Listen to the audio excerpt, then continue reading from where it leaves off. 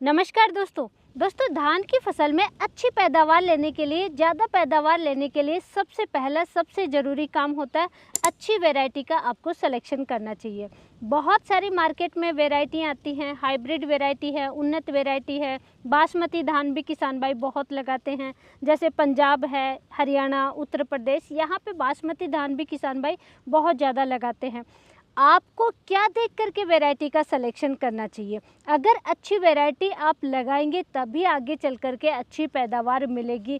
तो आपको क्या क्या चीज़ों का ध्यान रखना है बीज परचेज करने से पहले? दोस्तों देखिए, धान की वैरायटी कोई भी लेने से पहले सबसे पहला और ज़रूरी आपको ध्यान देना है, ऐसी वैरायटी का चुनाव करना है जिसमें रोग प्रतिरोधक क्षमता बहुत अच्छी हो, यानी रोग उसमें नहीं आने चाहिए, कम से कम रोग आए। लास्ट ईयर हमने देखा बारिश जहाँ पे बहुत ज़्यादा हुई वहाँ पे हल्दी रोग बहुत ज़्यादा आया और धान की फसल बिल्कुल ख़राब हो गई कुछ किसान भाइयों की। वहीं बैक्टीरियल लीफ ब्लाइट है, ब्लास्ट है, शीत ब्लाइट है, बैक्टीरियल ब्लाइट है, ऐसे रोग बहुत ज़्यादा आते हैं धान की फसल में। तो ऐसे रोग उस फसल में नहीं आने चाहिए, यानी कम बजट में, कम खर्चे में, कम मेहनत में अच्छी पैदावार मिले, ऐसी वैरायटी का सिलेक्शन आपको करना चाहिए। अगर आप भी धान की खेती 2026 में करने जा रहे हैं तो दोस्तों आज का वीडियो आपके लिए बहुत इम्पोर्टेंट है, लास्ट तक आप जरूर बने रहें। तो धान की खेती दोस्तों आप करने जा रहे हैं, आपको सीड लेने से पहले कुछ चीज़ों का ज़रूर ध्यान रखना है। सबसे पहला तो ऐसा सीड लेना है जिसमें रोग प्रतिरोधक क्षमता बहुत अच्छी होनी चाहिए, रोगों का अटैक उस फसल में नहीं होना चाहिए। उससे क्या होगा, देखिए, रोग कम आएंगे तो मेहनत कम हो जाएगी, खर्चा कम होगा आपका और वहाँ पर आपकी बचत हो जाएगी, कम मेहनत में अच्छी पैदावार आप ले पाएंगे। सेकेंड, आपको ध्यान रखना है धान की फसल के बाद में आप कौन सी फसल लेते हैं। कुछ किसान भाई धान की खेती के बाद में तुरंत आलू की खेती करते हैं, उनके पास कम समय होता है तो कम अवधि की फसल वो किसान भाई ले सकते हैं। वहीं कुछ किसान भाइयों के पास अच्छा समय होता है, गेहूं की खेती करते हैं तो उनको लेट वैरायटी लगाते हैं गेहूं की, इसलिए आप धान की भी आराम से लंबे अवधि की फसल ले सकते हैं। ऐसे आपको अवधि का जरूर ध्यान रखना है, समय का जरूर ध्यान रखना है। वहीं दोस्तों कुछ किसान भाइयों के पास पानी की व्यवस्था भी जरूर देखनी है। देखिए, कहीं पे नहर, नदी का पानी यानी पानी की अच्छी व्यवस्था है तो कुछ किसान भाइयों के पास पानी की अच्छी व्यवस्था नहीं होती है, फिर भी धान की खेती करते हैं। तो पानी उस धान की फसल में कितना लगेगा, उस वैरायटी में कैसा लगेगा, वो आपको ज़रूर देखना है। पानी की व्यवस्था भी आपको ज़रूर देखनी चाहिए। आपके एरिया में कौन सी वैरायटी से ज़्यादा पैदावार मिलती है वो भी आपको ज़रूर ध्यान रखना चाहिए। केवल एक वैरायटी, अगर आप ज़्यादा दूरी में खेती कर रहे हैं तो केवल एक वैरायटी पे आपको निर्भर नहीं रहना है, 2-3 अलग अलग वैरायटी लगानी चाहिए। सबसे पहले हम बात करें हाइब्रिड वैरायटियों में। दोस्तों आज हम टॉप 5 वैरायटियों के बारे में डिस्कस करेंगे। धान की फसल साल में 3 बार लेते हैं, तो वैसे तो पूरी साल भर ही धान की खेती चलती रहती है, नर्सरी तैयार करते हैं, प्लांटेशन करते हैं, अभी सीधी बिजाई भी चलने लग गई है, उसमें भी अच्छी पैदावार मिलती है। लेकिन अभी मई जून में धान की नर्सरी तैयार करेंगे, 20 मई से 20 जून के मध्य आप धान की नर्सरी तैयार कर सकते हैं और प्लांटेशन कर सकते हैं। तो सारी हम हाइब्रिड वैरायटियों के बारे में डिस्कस करेंगे आज की वीडियो में। धान की हाइब्रिड टॉप 5 वैरायटियों में 5th नंबर पे दोस्तों हमने वैरायटी चूज की है, वो है पायनियर की 28 पीस 67 वैरायटी। देखिए, इस वैरायटी को चूज करने के पीछे बड़ा रीजन होता है, इसका दाना मोटा होता है, थोड़ा छोटा होता है, वजनदार चमकदार होता है, वजन अच्छा बैठता है, तो पैदावार इस वैरायटी से बहुत अच्छी देखने को मिलेगी। कंपनी के अकॉर्डिंग इस वैरायटी में आप पैदावार ले सकते हैं 30 से 35 क्विंटल प्रति एकड़ के हिसाब से। नर्सरी तैयार आप कर सकते हैं 20 मई से 20 जून के मध्य, कभी भी आप नर्सरी डाल सकते हैं, तैयार कर सकते हैं। 25 से 30 दिन में नर्सरी तैयार हो जाती है और फिर प्लांटेशन करेंगे तो एक पौधे में 18 से 20 कल्ले इस पौधे से निकलेंगे। यानी नर्सरी से जैसे ही आप प्लांटेशन करोगे तो बहुत ज़्यादा आपको खर्चा करने की आवश्यकता नहीं है, बहुत ज़्यादा फर्टिलाइजर डालने की आवश्यकता नहीं है, अच्छी पैदावार मिल जाती है। पौधा होता है, इसका जो तना होता है पौधे का, वो थोड़ा मोटा होता है, जिसकी वजह से जैसे ही बालें निकलती है वैसे ही ये फसल गिरती नहीं है वजन से। तो इस तरीके से दोस्तों ये वैरायटी बेस्ट हम मान सकते हैं। रोग प्रतिरोधक क्षमता इस वैरायटी में बहुत अच्छी है, बीएलबी रोग की समस्या देखने को नहीं मिलती। बैक्टीरियल लीफ ब्लाइट की, ब्लास्ट है, शीत ब्लाइट है, इनकी समस्या इस वैरायटी में देखने को नहीं मिलती है।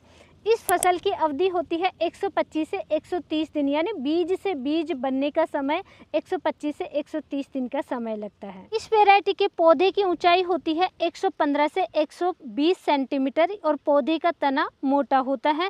इस तरीके से इस फसल में अच्छी पैदावार देखने को मिलती है। 4th नंबर पे बेस्ट वैरायटी आती है दोस्तों धान की हाइब्रिड सीड की हम बात कर रहे हैं तो नर्सरी तैयार आप कर सकते हैं सवाना का सावा 7301 वैरायटी। ये लास्ट ईयर भी हमने सजेस्ट किया था और इस बार भी हम सजेस्ट कर रहे हैं, बहुत अच्छी वैरायटी है।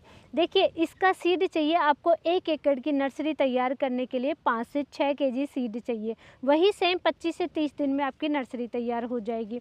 इस फसल अवधि की हम बात करें तो 115 से 120 दिन का समय इस फसल में लगता है, यानी बीज से बीज बनने का समय 115 से 120 दिन का समय होता है। अगर हम पैदावार की बात करें तो 30 क्विंटल आराम से प्रति एकड़ के हिसाब से इसकी पैदावार मिल जाती है।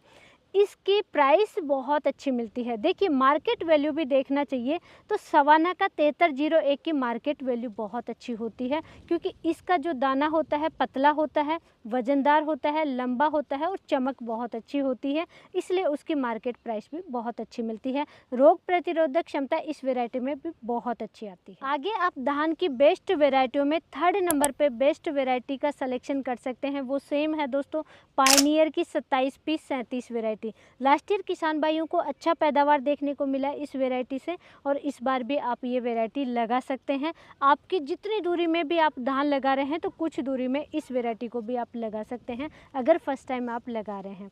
वही सेम नर्सरी तैयार करने के लिए 5 से 6 केजी सीड चाहिए प्रति एकड़ के हिसाब से। 25 से 30 दिन में नर्सरी तैयार हो जाती है। इसका दाना मोटा वजनदार होता है और चमकदार होता है, चमक बहुत अच्छी मिलती है जिसकी वजह से आपको मार्केट वैल्यू भी इसकी बहुत अच्छी मिल जाती है।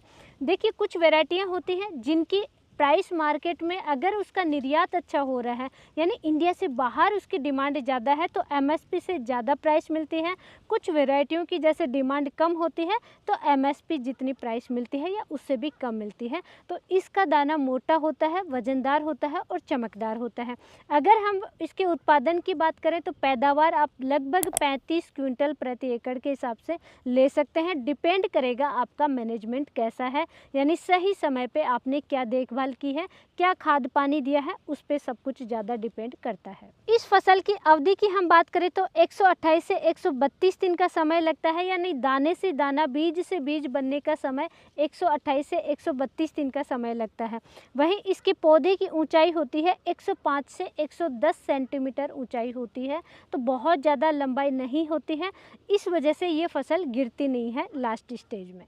टॉप 5 वेराइटियों में दोस्तों 2nd नंबर पे हम यानी दूसरे नंबर की बेस्ट वेराइटी की अगर बात करें तो कावेरी की 468 वेराइटी को किसान भाई बहुत ज़्यादा अच्छा मानते हैं और किसान भाई बहुत ज़्यादा इस वेराइटी को लगाते हैं। देखिए आप भी इस वेराइटी का सिलेक्शन कर सकते हैं, कावेरी का 468 वेराइटी।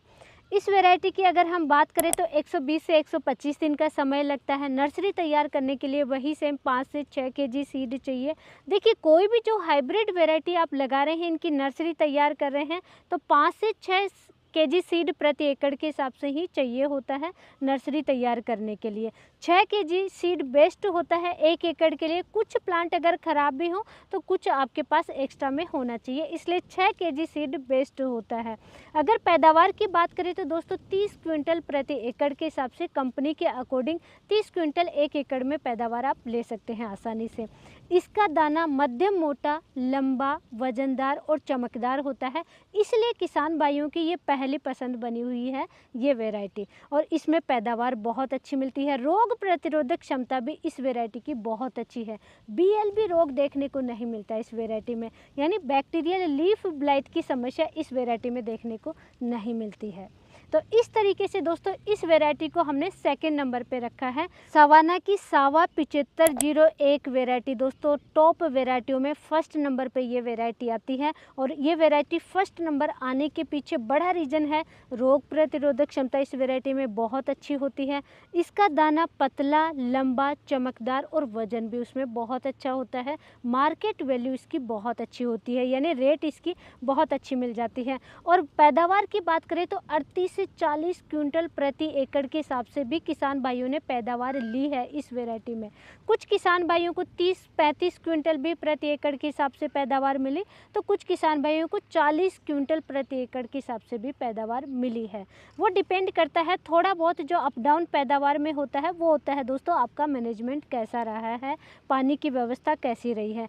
देखिए सवाना की जो सावा 7301 7501 दोनों ही वेराइटियाँ होती हैं, ये पानी और नाइट्रोजन अगर कम भी आप दे रहे हैं तब भी ये फसलें होती हैं, उसका उचित उपयोग करती हैं और अच्छा रिजल्ट आपकी फसल में देखने को मिल जाता है। कई बार ऐसा होता है धान का जैसे प्लांटेशन करते हैं वैसे यूरिया फर्टिलाइज़र नहीं मिलता है, तो कम नाइट्रोजन में भी इस फसल में अच्छी हरी भरी रहती है, अच्छी पैदावार देखने को मिलती है, इसलिए हमने फर्स्ट नंबर पे रखा है। फसल अवधि की बात करें तो 125 से 130 दिन का समय लगता है। देखिए दोस्तों 90 दिन 100 दिन वाली वेराइटियां अलग होती हैं। हमने जो भी वेराइटियां इसमें डिस्कस की हैं, इन 5 वेराइटियों में सभी वेराइटियां 110 दिन 120 दिन का समय ले रही हैं, कुछ वेराइटियों में 130 दिन का समय लगेगा। तो इतना समय है तभी आप ये वेराइटी लगाइए। तो इस तरीके से दोस्तों 5 वेराइटियों के बारे में हमने डिस्कस किया है। फिर से मैं अगर शॉर्ट में डिस्कस करूं तो पायनियर की 28 पीस 67, 27 पीस 37, सवाना की 7301 और सवाना की सावा 7501, वही कावेरी की 468 वेराइटी। ये 5 वेराइटियों के बारे में हमने इस वीडियो में डिस्कस किया है। इनके बारे में कोई भी कन्फ्यूजन है तो फटाफट हमें कमेंट कीजिए, नेक्स्ट वीडियो में कवर करने की कोशिश करेंगे। और इसी तरीके से नॉलेजफुल वीडियो हमारे आगे आते रहे धान की खेती पे, तो फटाफट इस वीडियो को भी लाइक कीजिए, ज़्यादा से ज़्यादा किसान भाइयों तक शेयर ज़रूर करें। धन्यवाद।